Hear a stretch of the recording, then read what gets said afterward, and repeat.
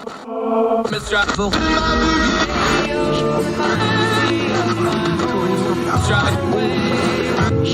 wait.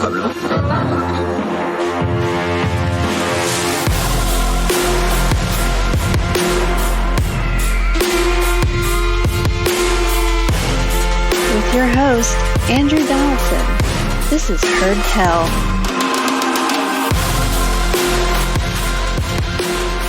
Welcome back to Heard Tell. Thank you so much for giving us the most precious thing you have, your time, as we try to do what we always do. Turn down the noise of the news cycle, get the information that actually matters so we can better discern the times we live in. We had some voting. It was election day for 2023. Now, we've talked a lot about 2024. Everybody's looking ahead to the general election, the presidential election, Congress, all that good stuff. But these elections are always important. Lots of school boards, lots of local things. There was governor races. There was attorney general races. There was the entirety of the New York City Council was up. Things like this. These elections are all important. There's no such thing as an unimportant election. And in fact, the least talked about ones are sometimes the most important. We talk on this program all the time. If you don't know what's going on in your school boards, county commissions, city councils, a lot of those voted on things like, agricultural commissioner, things like this. Those things really, really matter. Make sure you're staying attuned to what's going on locally, because the more and more news nationalizes, the more and more folks sometimes overlook that stuff. And that local official and that election that maybe only had a few hundred or a few thousand people vote in it probably has a lot more effect on your day-to-day life than what's going on in Washington, so pay attention to that. But an election Tuesday means it's going to be an overreaction Wednesday, and everybody's reacting. Here's something I want to talk about with this. And we posted a lot of these results at ordinary-times.com. You can go there, look at them, hash it out with the commentary and all that good stuff. But I want to look big picture for a moment. This is a good time to calibrate your media feeds, your social media feeds, your news media feeds, how you intake information. We talk about this all the time because we don't want to just react to the news. We want to discern the news. We want to analyze it. We want to take it and apply it and understand what's going on. This is a perfect time to recalibrate your news feeds for the coming 2024 elections, because they're going to be loud. They're going to be messy. We have the Donald Trump factor. Nobody knows what's going to go on there. We have a lot of stuff going on, a lot of overseas stuff. President Biden, people have strong opinions. This is the time now, not next October, to calibrate your 2024 election. Here's what I would encourage you to do. So we have really big elections. We have ballot initiatives in Ohio on things like abortion and marijuana. We have Virginia, which is a real state of interest to a lot of politicos for a lot of reasons. Glenn Youngkin won the governorship. That kind of surprised some folks. Now the Democrats have taken the House of Delegates and the Senate back. This was an off-year election again. Remember, Trump's not on the ballot. Biden's not on the ballot. A little different thing. But Virginia is an interesting state to look at. So people looking at that. The Republicans actually overperformed Trump in 2020 and still lost because of the dynamics on the ground. Things like that to discuss. Andy Beshear, the governor out in Kentucky, won, Democratic governor out there. There's a lot of school board races that got national attention, like out in Iowa, because of debate over groups like Moms for Liberty, who did very, very poorly with their candidates. They had one win, but most of the rest didn't even get in the top 2 or 3. All of these things, however you feel about them, step back and look at all of it in the aggregate for a minute. And I want you to think about it this way. When you're looking at people covering these elections, Virginia is a great example because a lot of them are using the Glenn Youngkin narrative from a couple of years ago and just reapplying it to this race, and that's how they're looking at it. Use this race as an opportunity to calibrate 2024. And here's how you do it. Things like Virginia, things like Kentucky, things like the abortion issue. Are people analyzing and explaining what happened now in a way that explains what's going on, or are they just making everything that is going on fit into their priors and saying the same thing they said last election for this election, and will say the next thing the same next election? Let me walk through that a little bit better. If they're saying the same thing every election, if no matter what information they get, if they just have the same narrative over and over and over again, they're not analyzing. They're not giving you information. They're narrativizing. They're giving you a narrative, and the narrative is never going to change because all the information that comes in is just going to once again present their priors and tell them, oh, this is what this means. Therefore, if all you ever think about is Donald Trump, every election is about Donald Trump no matter what. Donald Trump has tremendous influence, but not every election's about him, especially ones where he's not on the ballot. Glenn Youngkin in Virginia is a good case of this. How much of this was Glenn Youngkin? How much of it was not?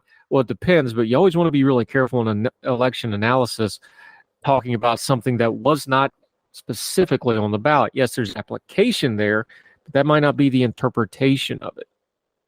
Here's the thing about analysis, whether it's politics or statistics or how you view your home or your sports teams or whatever.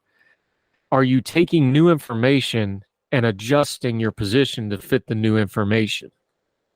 If people are just talking about their priors over and over again, talk radio, especially on conservative and on the right, if you turn on talk radio now, the same people have been saying the same thing for dozens of years, decades, some of them bigger names. They're saying the same thing. You already know what they're going to say about this election before you listen to it. You don't have to listen to it. You already know what they're going to say.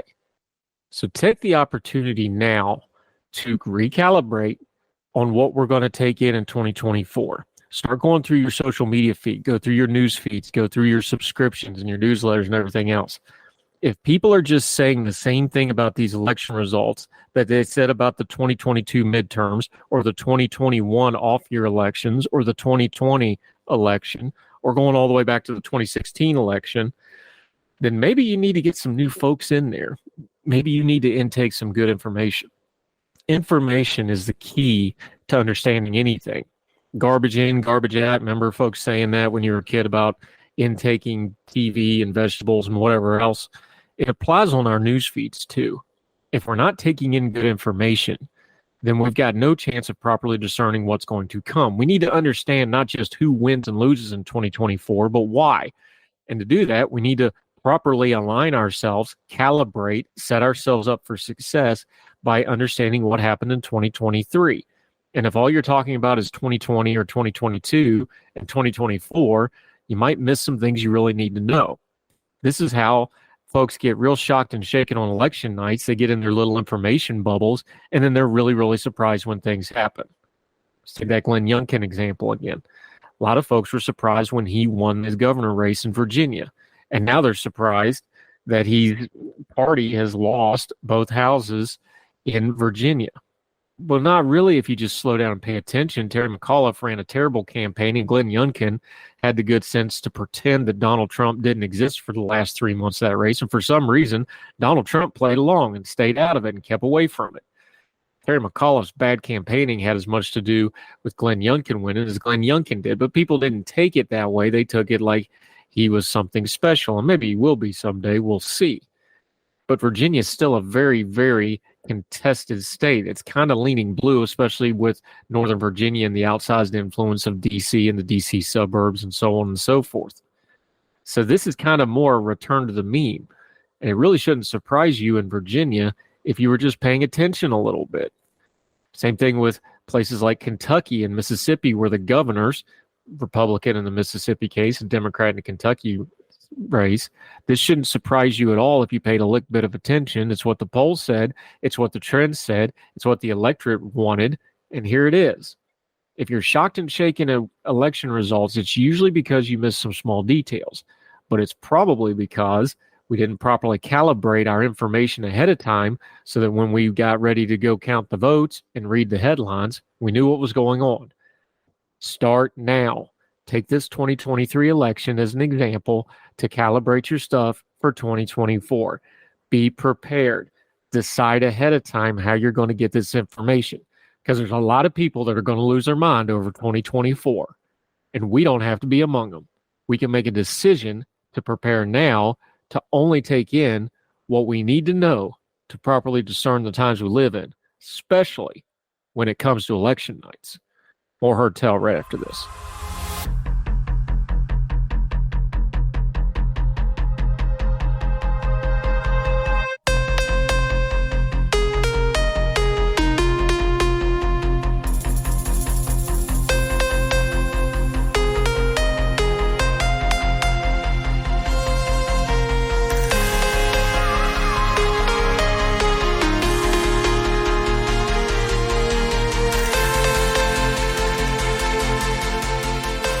Welcome back to Heard Tell. Okay, we brought Sarah Anderson back on from the R Street Institute. She is the Criminal Justice and Civil Liberties Program person there. We've had her before. Glad to have you back, Sarah. Thanks for your time. Of course, Andrew. Thanks for having me on again. All right. We talked about it in our prep. We're going to try not to make too many puns here, but we're going to talk a little cannabis. Specifically, though, and this is serious. We'll have a little bit of fun with this. Let me nutshell it this way. When you go to legalize something, or more specifically, partially legalize or decriminalize, or whatever terminology you want to use, when you have some states doing it, some states not doing it, local municipalities doing it, other municipalities not doing it, the federal laws are still into effect. When you do anything piecemeal, it becomes a hot mess. And that's pretty much where we're at on some of this cannabis regulation, and not just about cannabis or marijuana or whatever. Now, as you point out in Reason, and we're going to link to the whole piece, this is affecting banking. We've already seen it affect law enforcement. This is a big hot mess. That's right. You brought up the exact point that we talk about all the time, which is called the dual legality of cannabis between the federal government and the 38 states that have some form of legalized cannabis. It creates confusion for the public. It creates confusion for law enforcement. And there's just a number of steps that we need the federal government to take to recognize the current landscape of cannabis in the country. And like you mentioned, one of those is making the banking atmosphere and banking environment for cannabis businesses that are legal in their states legal to bank as well. We saw the ridiculous case last year. The truck driver gets pulled over. He had hemp. He didn't even have full-blown cannabis, and he gets whacked with a trafficking charge because the law enforcement, local guys, they just didn't understand the difference. Imagine now, folks, that you're going to do this with people's bank accounts, and we know all the enormous power the federal government and investigatory agencies have once they have some kind of a warrant to get into your bank records. Ask anybody that's dealt with the IRS and an audit what they can do to your life. This is a very practical thing. People think that, marijuana or cannabis legislation is just about, the guy on the corner wanting to smoke his joint and be left alone. Or like, God bless him, my glass guy I saw at the farmer's market this weekend that makes me my little turtles, who's just the happiest dude you ever met in your life because he's higher than a bad haircut on a giraffe.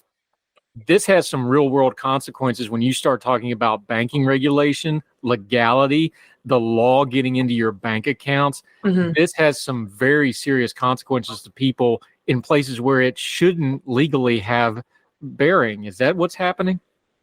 That's right. And I think the real point to get at here, and this is what I talk about in my piece in Reason that you're mentioning, is the issue with the federal government not allowing, since banks are regulated by the federal government, we know this, there's banks in 38 states that are not allowed to service state legal cannabis businesses because those cannabis businesses are still operating illegally as far as the federal government is concerned. The federal government still has cannabis as a Schedule I substance, meaning it's the maximal level of illegal you can have a narcotic at the federal level in the federal scheduling under the Controlled Substances Act, which means that banks, being federally regulated, are not allowed to offer their services to state legal cannabis businesses. And this is an issue, again, like you're saying, not just for the person on the corner who wants to smoke a joint, but in reality for the public safety of all communities where cannabis is legal in states.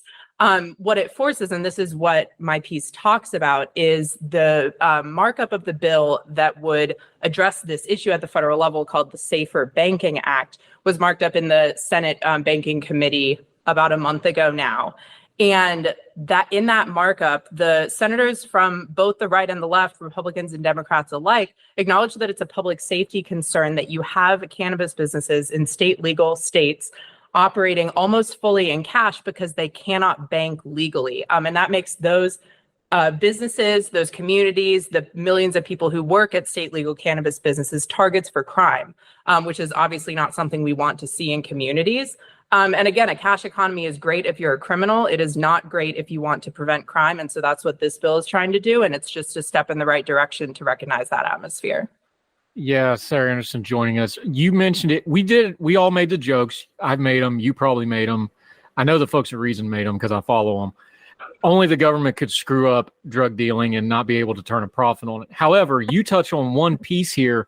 One of the reasons why it's not working is because the cost of running these businesses are so expensive because you can't get normal employees because the employees can't prove their income because of what you're just talking about.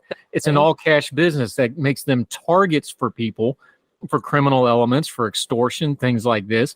You can't have a normal business model because you can't declare the income through normal revenue. This is part of the reason it's failing, is just basic business principles because of the way it is regulated, or more specifically, the way it is not evenly regulated.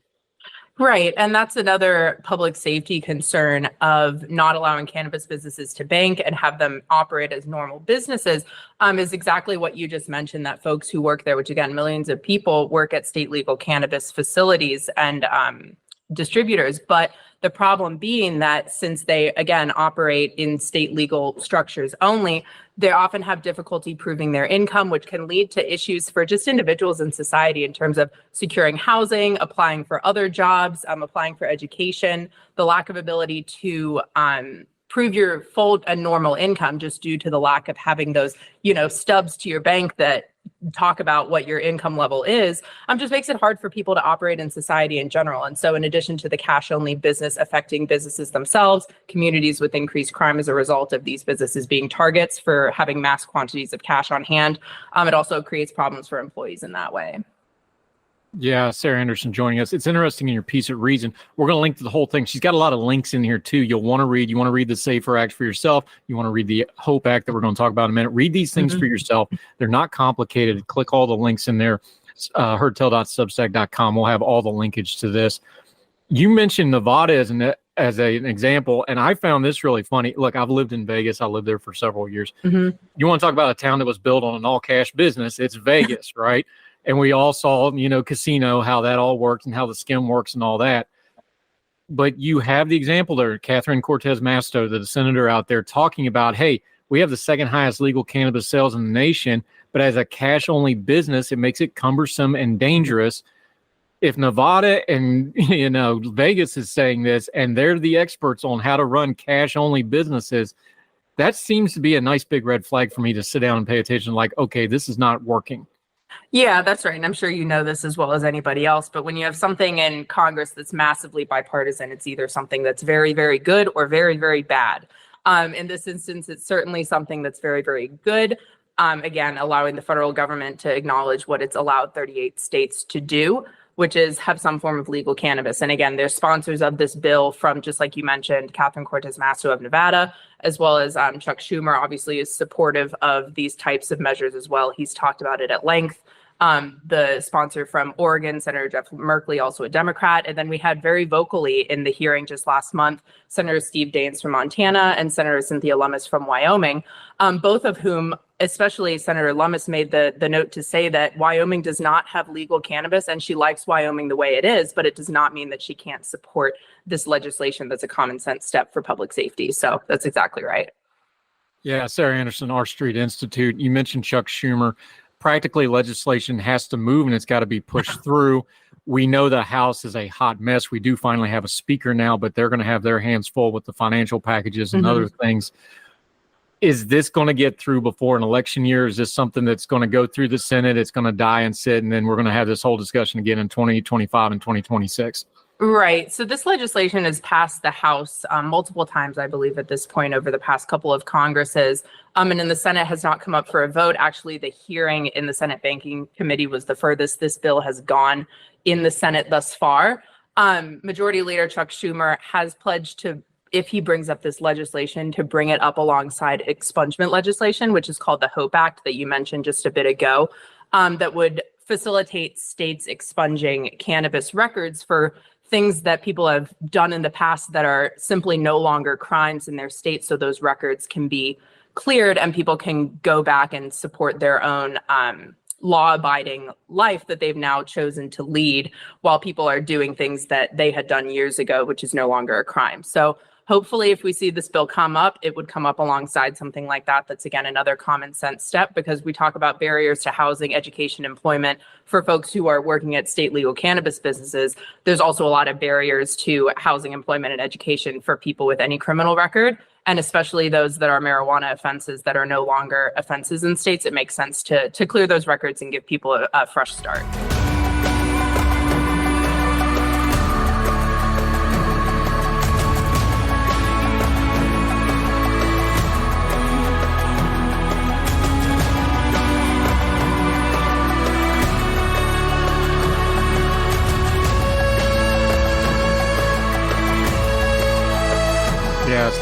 from North Street Institute. She's writing in Reason in this particular place. All right, for the people that roll their eyes at the cannabis thing, or they don't want to deal with decriminalizing or legalizing marijuana, or they're just, look, you can be honestly skeptical about legalization of drugs. That's a position that has merit, and there are. Yeah. If we put that aside, though, we have a very universal principle of a lot of what's broken in our government right now is we have really badly written legislation that has been balkanized to the point that it's ineffective across the board, even the stuff that's well-meaning or well-written. This is an ongoing problem where when you legislate something, the states and the feds and the local municipalities and law enforcement and the citizenry and the business community, everybody got to be on the same page for a law to work effectively the way it's meant to. And this is a great example of what happens when you have the opposite of that. That's right. And I think 2 points to bring up there is one, that no matter how you feel about the legalization of cannabis, Andrew, I think we can certainly agree there are many things in society that are legal that we don't recommend doing. And if you don't support people's use of cannabis, it doesn't, legalizing it and bringing it into the marketplace, bringing it above ground does not mean you endorse the use of cannabis or people's overuse of cannabis whatsoever. It simply is a step toward protecting public safety in the ways that we've talked about initially, but also in regard to law enforcement. Look, there's a supermajority of the American public does not believe that cannabis should be illegal at all. And when you have law enforcement out there enforcing laws that the people don't agree with, it undermines police legitimacy, which is an issue we've talked about before as well. So not only is the dual legality of cannabis an issue for law enforcement, so too is the perception of the public that laws are being enforced that they don't agree with. So again, just like you said, this is about public safety. This is about people's personal decisions in their life, and certainly the decisions of 38 states that have legalized some form of cannabis that the federal government has allowed to go forward and tacitly endorse without doing it explicitly, which has left a lot of these problems in place. So just like you said, this is a common sense step toward just recognizing the current landscape and allowing people to be safer tomorrow than they are today. Yep, and you end your piece talking about that landscape. We talked about it already. 38 states directly already have legal legislation or regulation about this. That impacts the other 12 indirectly because they all got to work together some. You talk about having input on all parties. What's the future on this? Because we know polling-wise and public opinion-wise, there is that supermajority that's okay with this, but the government side of this is lagging. Some issues, the government's way ahead of the public. On this case, the public's way ahead of the government. What's the future of it? Are the twain never meant to actually meet, or is there some hope for the future here? Where do you think we're going to go the next couple of years with this debate? Not the online debate where we're just saying the same old thing, but practically speaking, is it so bad now that they've got to clean up this legislation just out of force of habit if they've got to do something about it? Is that where we're going to get some progress, or is it something else? Yeah, I think what our conversations frequently are, especially with folks on the right of center who are skeptical of public use cannabis, and like you've said, in many instances, rightly so, it's certainly not for everyone, and it's certainly not to be overused. But the writing on the wall is not a if cannabis will become federally legal. It's really a when cannabis will become federally legal, and also how. And so that's why it's really important for folks who believe in the important duty of law enforcement to protect and serve, believe in the free market, believe in individuals' right to kind of prosper on their own without burdensome government, to really have a seat at the table in this, to make sure that when the federal government does legalize cannabis, it does it correctly, pulls it off of the scheduling for the Controlled Substances Act, and especially, and you and I could go on about this for days, does not overregulate and overtax it in a way that allows black markets to continue, because then you haven't solved many of the public safety problems that you sought to solve in the first place. So it's not really an if, it's a when, and it's a how. And so that's why we've got a seat at the table and encourage other people on the right of center and who believe in freedom and free markets and individual liberties to do the same.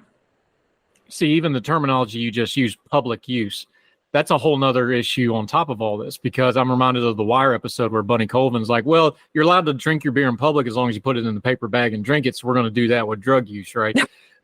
Public use is a whole different thing than we're going to decriminalize it and you can use it privately. Those are the details, though. Sure. Because everybody's got it different in their head. You have to be specific about this. Like, are we going to have public use of this drug, or are we just going to leave you alone if you do this in the privacy of your home? Right. Is it the Netherlands model where you can have it, you can use it, you just can't buy it and sell it publicly, that sort of stuff. Those are the details where the devil really is with this sort of thing. And we gloss over those with the buzzwords. And that's kind of where we do a disservice to the issue, isn't it? Yeah, that's right. And I think you bring up a really good point of there's a number of places that have decriminalized cannabis without legalizing cannabis, a lot of localities or states.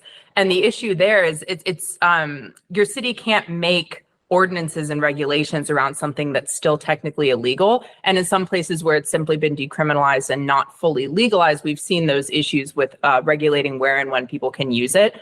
And again, you don't want it to be overburdensome, but you also want to protect public safety and people's enjoyment of public places. So that's certainly a consideration we have as well. Yeah, Sarah Anderson's with the R Street Institute. She does excellent work with her. That's why we keep bringing her back on. And we're going to do it again. This full piece is in Reason, who I've never got to publish with yet, despite a couple efforts. How you doing, guys? I'm still out here. Let folks know where they can follow you and keep up with you. We're going to link to the whole piece, but until then, and we get you back on the program, let folks know how to follow you, my friend. Sure. Again, I'm Sarah Anderson, the Associate Director of Criminal Justice and Civil Liberties at the R Street Institute. And you can find our work online at rstreet.org and also on Twitter at RSI. We enjoy our friends at R Street. They do all kinds of very diverse stuff, too, very heterodox stuff across a lot of lines. A lot of folks think. Always enjoy their work. Sarah, love talking to you. We'll have you back soon. Appreciate your time. Perfect. Thanks, Andrew. Yes, ma'am. Thank you.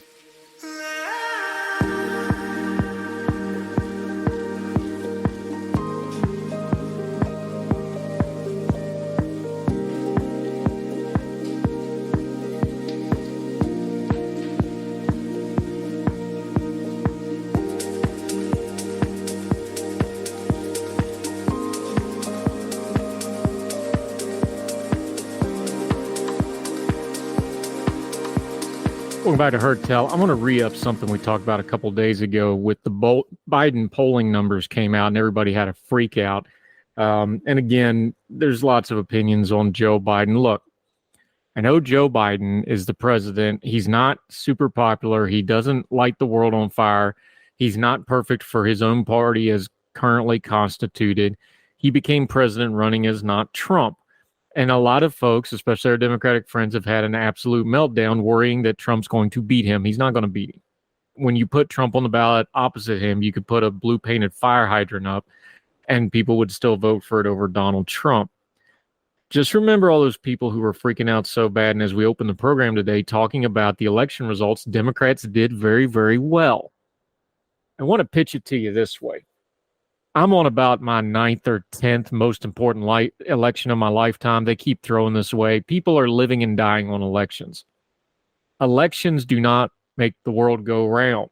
They don't even make the political world go around, really, because when you look at things like the makeup of Congress, how long people have been there, changeover is pretty slow. These things come in waves. They have patterns to them. You could argue everything that's happened in presidential politics has been reactionary, not movement-based.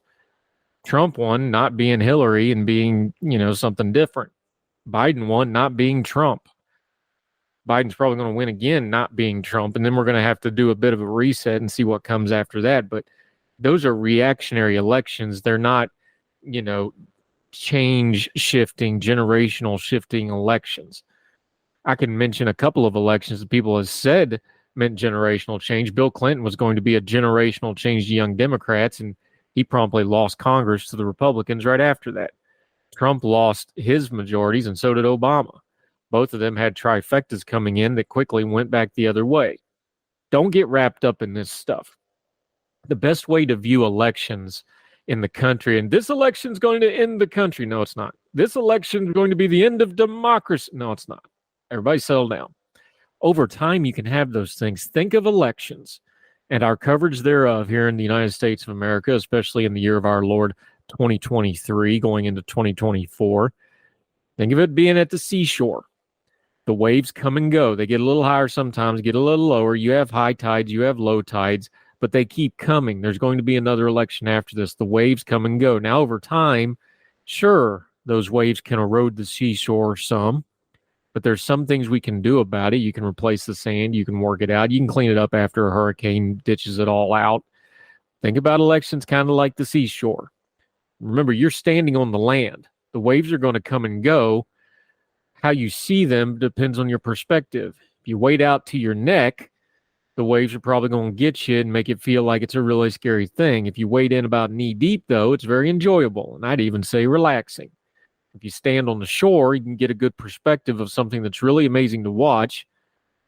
Democratic representational government in action, messy as it can be, violent as it can be, like waves can be violent. It's not clean, it's not awesome, but if you just watch it on the whole, kind of amazing to watch.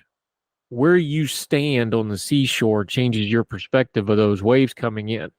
You can't control the waves, they're coming no matter what. You can control where you stand.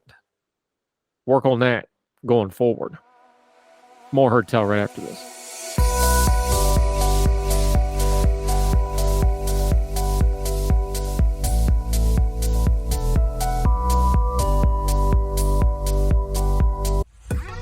Folks, you've heard of Ethan Brown on the Heard Tell show a couple of different times, but if you're interested in learning about how to discuss things like climate change without all the politics and doom and gloom, head over to his podcast, The Sweaty Penguin.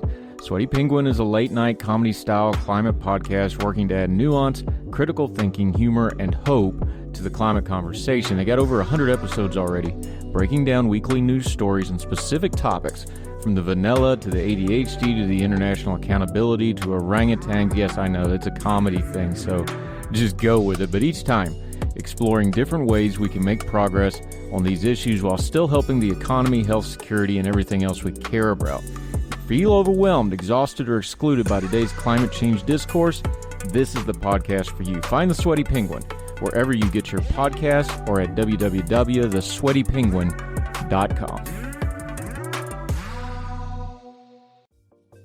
Folks, if you've listened to the Heard Tell program, you've heard our friend Gabriella Hoffman, but you need to make sure you're checking out her podcast, District of Conservation. It's a podcast exploring the nuances of true conservation efforts from DC and beyond. From topic discussions to exclusive interviews with conservation and energy newsmakers, Gabriella keeps listeners appraised of the latest news stories while elevating important voices. Listen to District of Conservation on Apple Podcasts or wherever podcasts are played.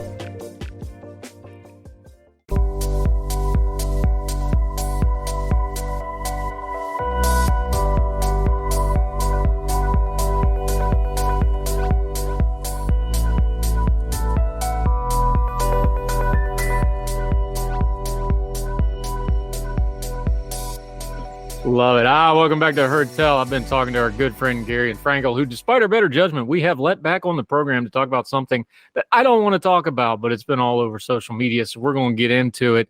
Gary, great to have you back on the program, sir. How are you? I'm doing well. Thanks for having me back. He's got a bunch of academic credentials down there in one of them Texas schools. We'll talk about that some other time, but that will be your bona fides, my friend. You don't have your 30 spaghetti Western background on the video for those of you that's going to watch on the YouTube later. But we're going to talk some boots. You're down in Texas. You're a, 6th, 7th, 8th generation Chicano Texan. You know a little something about boots. This Ron DeSantis boot story, I hate it. I think it's stupid, and I don't care. Am I wrong? No, you're not wrong. It's stupid. It's ridiculous. It's utterly irrelevant towards who would make an effective administrator of a nation with 330 million people. And yet the Trump campaign's talking about it. The DeSantis campaign is scrambling to defend himself from the heinous allegation that he put lifts in his boots to make himself an inch or two taller. And of course, you got ostensibly very serious media outlets writing breaking news stories about this as if this will decide the future of the country. And it's all utterly absurd to me. Let me try to cut through this a little bit, because here's where I view it, because I don't have a dog in this fight other than just rolling my eyes like, do I really have to waste time on this? On the DeSantis side of it, there can be some legit criticism that he thought he was going to get away with this, number one, two, the insecurity of it, and three, that he did it in the first place. That's take it or leave it, whatever. Media-wise, the thing is, this is a boring primary that's pretty much settled. Trump's up by over 20 points in all the early states. So they're trying to find stuff to talk about. So it's a cell phone. You set yourself up for this kind of nonsense, because if everything was going well in the polls and DeSantis was killing it in his rallies and he was up in the polls, nobody would be talking about this. But then the absurdity of it is most of this flack is coming from the Donald Trump wing of the party, which pick whatever lunacy, multiple indictments, craziness, affairs, various illegal and illegal activities. Pick whatever you want with Donald Trump for the hypocrisy argument there. did I pretty much cut through all the nonsense of this? That's kind of all those things are just conflating here, and we've got a board media that really likes to holler about this kind of stuff. Yeah, pretty much. I think the one valid point that I have heard that would add legitimacy to this being a story at all is the idea that if DeSantis is willing to lie about something so fundamental about himself, then what else would he lie about once he is in a position of power? And I think that's a reasonable critique, but it operates under the assumption that politicians don't lie about things. And I would inquire or ask that person to name one politician currently running for president that isn't lying about something fundamental about themselves. It's something they all do. Is it something that they should do? Probably not. But is it just a fundamental reality of a political system that operates on self-interest? Of course it is. And I just don't really see why this is a story that major media outlets feel the need to cover. I mean, well, from a profit motive, I understand it because they're making money off of all the clicks it's getting. But if you actually care about American democracy, as so many of these people claim to, why do you care about this story? Yeah, it's interesting to bring up Gary and Frankel joining us. You know, the current sitting president has hair plugs, a long history of lies, distortions, Joe Biden-isms. Oh, it's Joe being Joe, plagiarism scandals, all that. He lied. Look, I start with politicians lie, and then I'll be pleasantly surprised if they don't. Trump lies about everything. His predecessor, Obama, had some whoppers in there a couple different times. W had mistakes. Clinton lied about everything twice over, and then the media would praise what a great liar he was. You know, you can go down the list. I'm with you on that. I think this is a coverage story more than an actual they're lying story. Although, yes, I judge DeSantis for thinking the arrogance that he was going to get away with this is what kind of bugs me about it. You hit a good point. The reason we cover this, though, is, and this goes to a lot of stories that we're hearing in this election cycle, news is so nationalized. These races are so nationalized. You talked about it in your piece at the readout. We're going to link to the whole piece. Local journalism usually didn't do stuff like this. Local journalism, they would touch on it once in a while, but something like Ron DeSantis wears boots like this would have gotten covered 10 years ago by local journalism, and maybe it did, and I just don't know about it.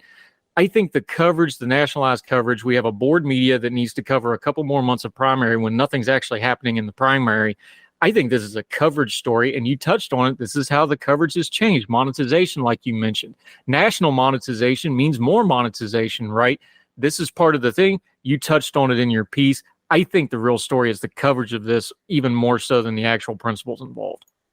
I completely agree with you. And the thing is, it's not anything new. I mentioned this in my piece a little bit, but Howard Dean's awkward scream in 2003 should not have nearly as much coverage as it actually did.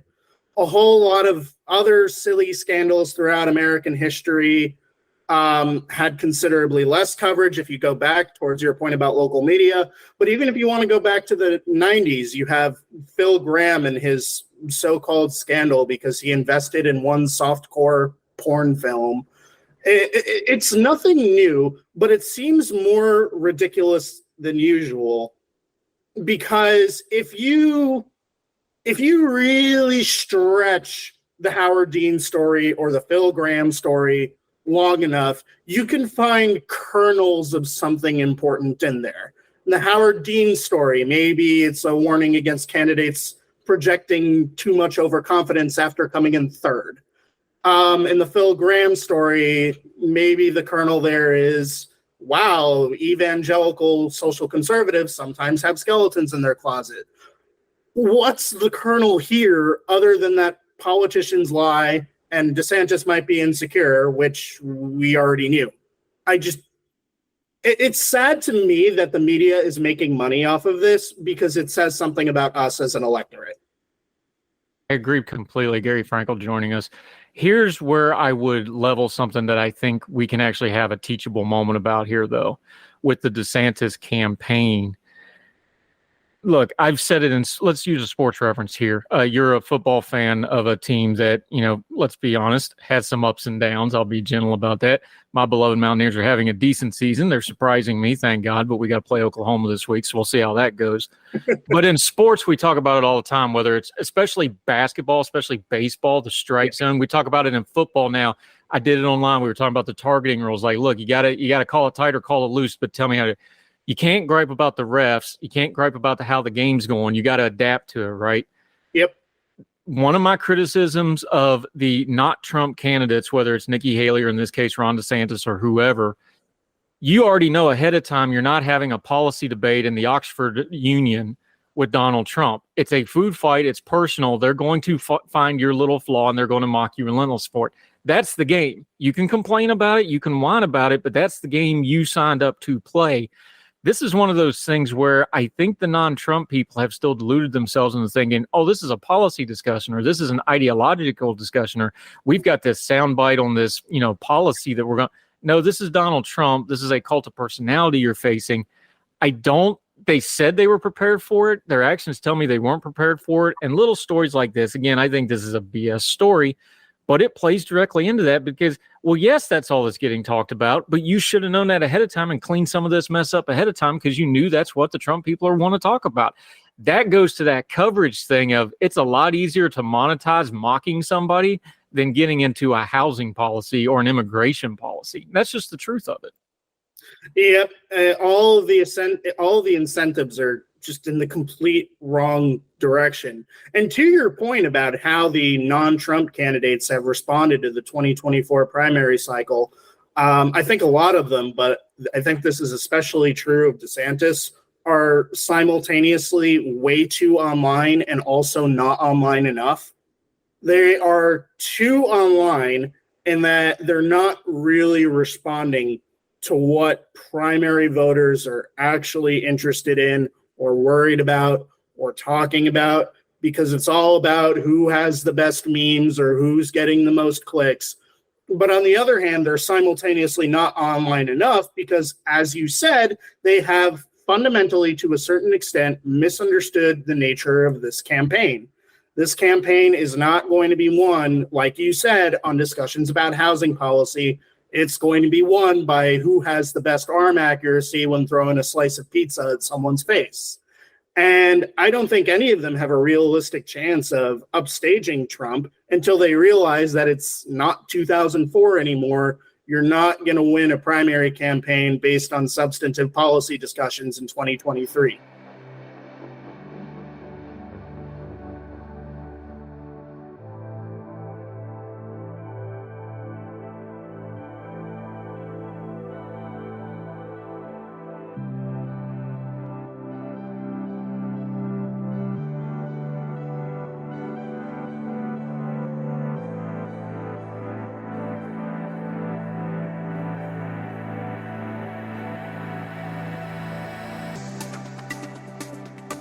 Gary Frankel joining us. Your piece in the readout, you touched on this, and I want to kind of hone in on it just a little bit.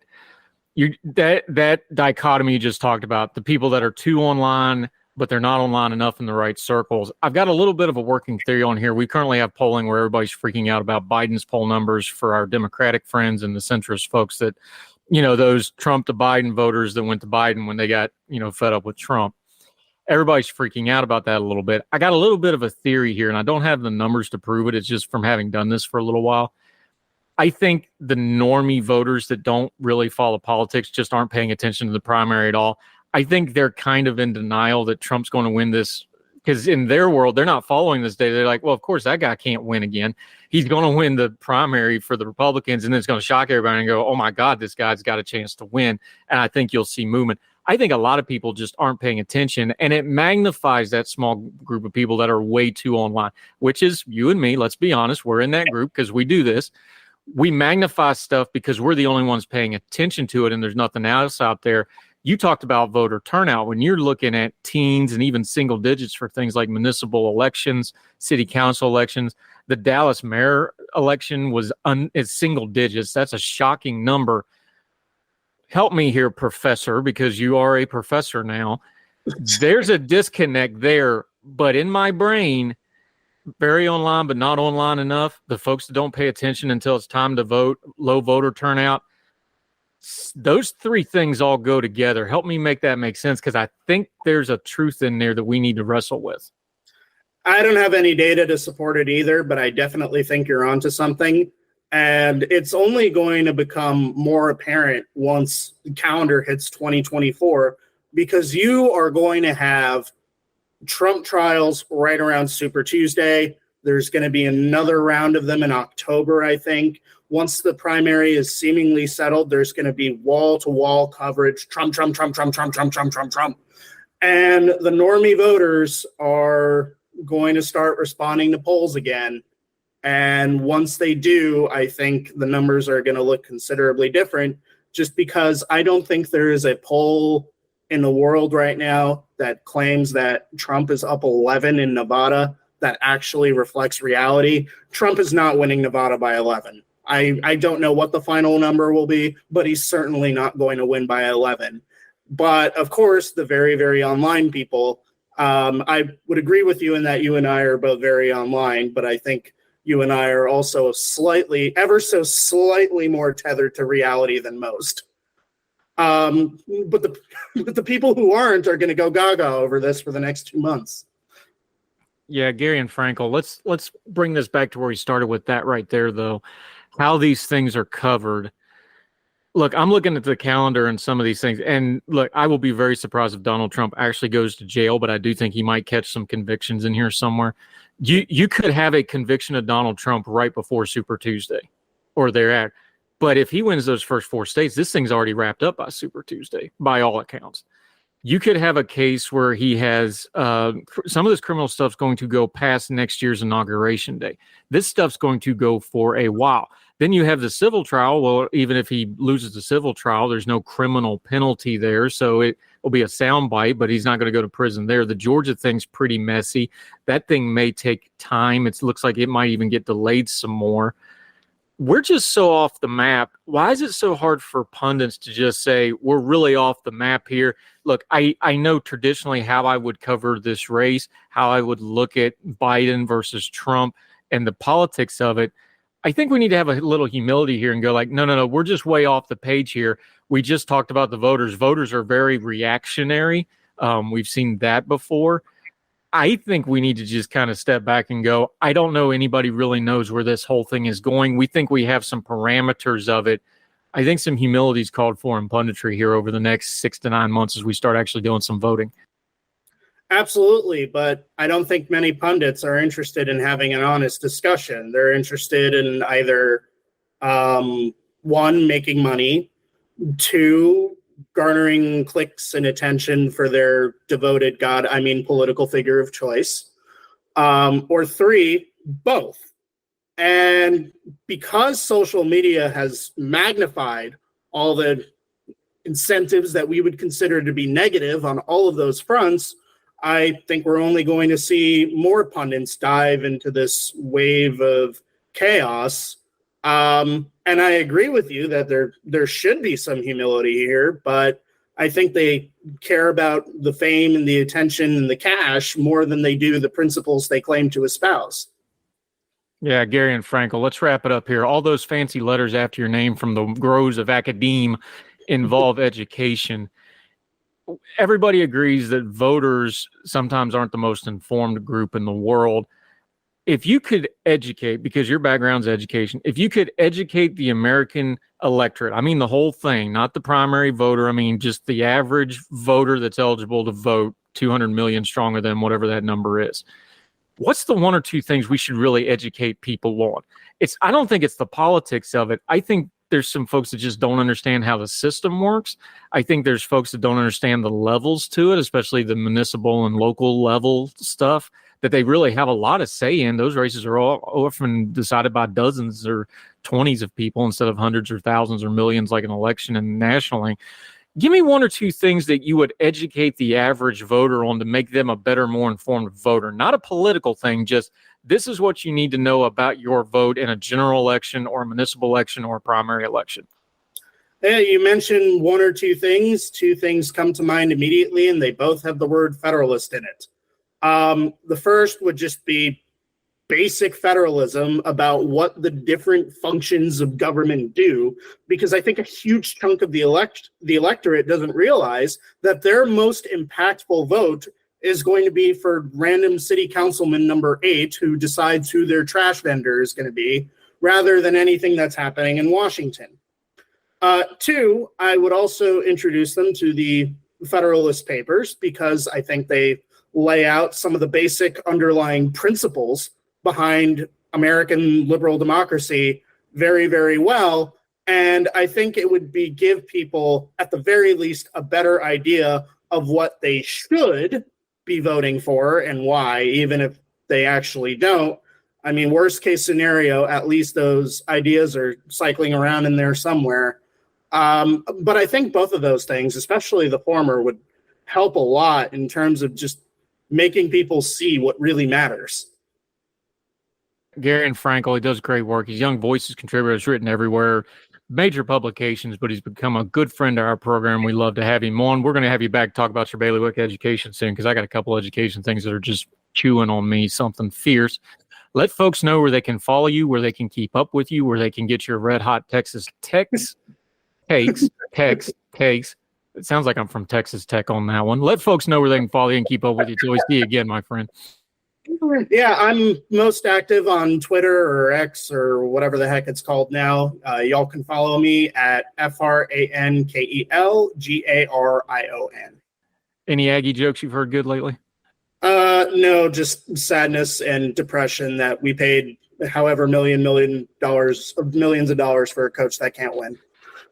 I think we're going to have this whole subgenre of Texas A&M Aggie jokes that are just Jimbo Fisher jokes. Do you think that's going to be accurate? So instead of how many Aggies to screw in a light bulb, it's going to be, how many Jimbo Fisher play calls or whatever. What do you think?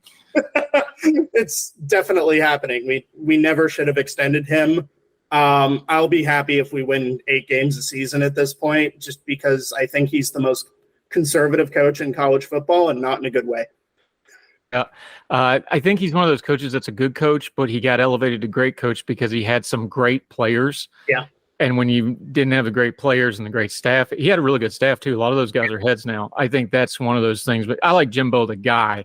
Yeah. I think he's one of those guys that we over elevated because he had that one shining moment. He's not a Nick Saban that can reinvent himself 4 times over, that sort of thing. It is what it is. By the way, all you Texas A&M fans and others, we just did our mental health episode a couple of days ago. That'll be linked. You can go in there, maybe look. We give therapy through laughter, my friend. Gary and Franco, love having you on, sir.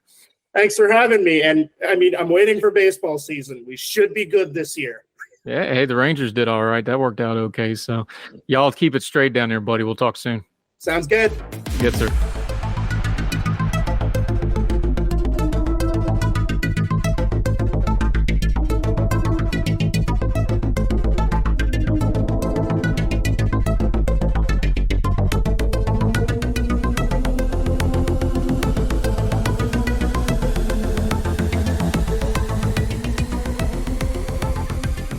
Welcome back to Herd Tell. Let's end on a good note. Let's go up to New York City. New York City. Yeah, New York City.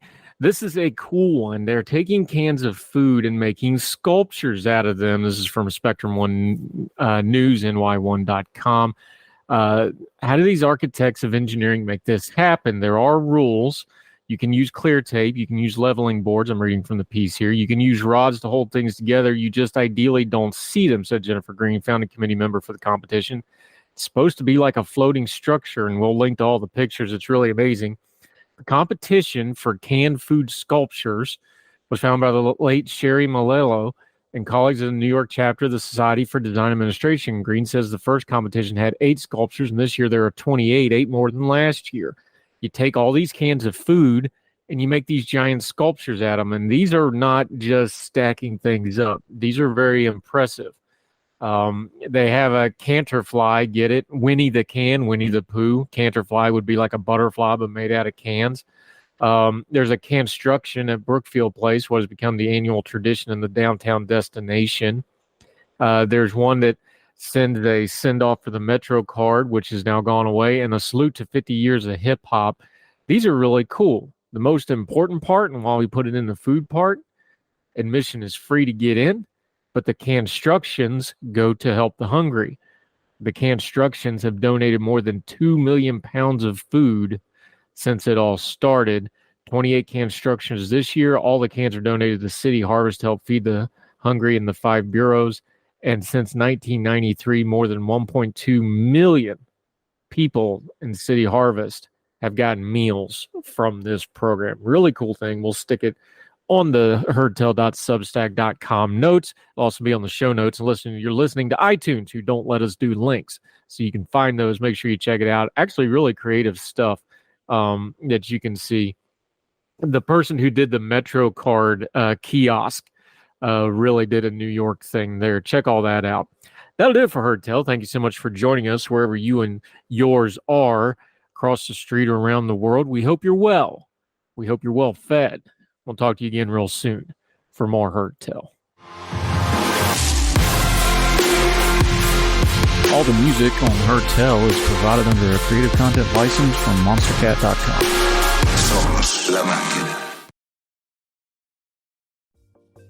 Folks, if you've listened to the Herd Tell program, you've heard our friend Gabriella Hoffman, but you need to make sure you're checking out her podcast, District of Conservation. It's a podcast exploring the nuances of true conservation efforts from DC and beyond. From topic discussions to exclusive interviews with conservation and energy newsmakers, Gabriella keeps listeners appraised of the latest news stories while elevating important voices. Listen to the District of Conservation on Apple Podcasts or wherever podcasts are played. Folks, you've heard of Ethan Brown on the Herd Tell show a couple of different times, but if you're interested in learning about how to discuss things like climate change without all the politics and doom and gloom, head over to his podcast, The Sweaty Penguin. Sweaty Penguin is a late-night comedy-style climate podcast working to add nuance, critical thinking, humor, and hope to the climate conversation. They got over 100 episodes already, breaking down weekly news stories and specific topics, from the vanilla to the ADHD to the international accountability to orangutans. Yes, I know, it's a comedy thing, so just go with it. But each time, exploring different ways we can make progress on these issues while still helping the economy, health, security, and everything else we care about. If you feel overwhelmed, exhausted, or excluded by today's climate change discourse, this is the podcast for you. Find The Sweaty Penguin wherever you get your podcasts or at www.thesweatypenguin.com.